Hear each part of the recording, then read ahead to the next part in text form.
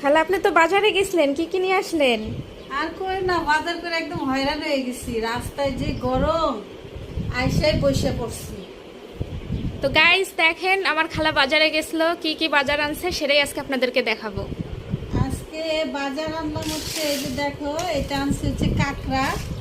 কাঁকড়াটা আমার জন্য আনছি, তোমরা তো খাও না, এই জন্য এটা দেখে ভাল লাগলো, এই জন্য নিয়ে আসলাম যে ফ্রাই করে খাবো, আর হচ্ছে কাঁকড়া বয়েল খাবো, এই জন্য আনছি। আর হচ্ছে এই লাল মুরগিটা আনছি তোমাদের জন্য, আজকে রান্না করব।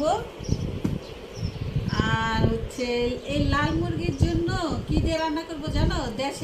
দেশের একটা ওল কচু আছে। আমি হচ্ছে একটা ভাবির বাসায় গেছিলাম, সে ভাবি আমাকে হচ্ছে এই ওল কচুটা দিল, ওর দেশ থেকে ওর শাশুড়ি আনছে, পর আমাকে এটা দিল। এটা দিয়ে এই মুরগি দিয়ে রান্না করব, ঠিক আছে? আর হচ্ছে এই যে দেখো, এটা আমসত্ত্ব, বিশাল বড় আমসত্ত্ব, দেখছো? এই আমসত্ত্বটা দিল, একটু রোদ দিতে হবে। এটা আমসত্ত্ব দিচ্ছে। আর হচ্ছে এই কাঁকড়া বয়েলের জন্য আনলাম হচ্ছে একটা ভুট্টা। এটা হচ্ছে ভুট্টা সবজি আছে না, কাঁকড়া বয়েল রান্না করলে এগুলো দিতে হয়, তো এটা দিব।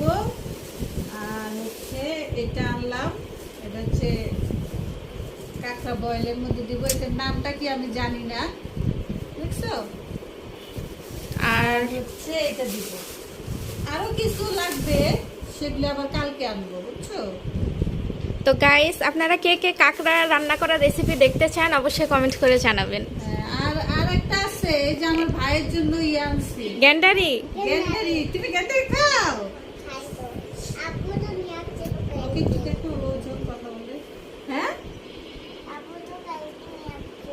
আব্বু আনছিল, তাই আজকে আমি আব্বু আনছি তোমার জন্য, তুমি খাবে। হ্যাঁ, ঠিক আছে।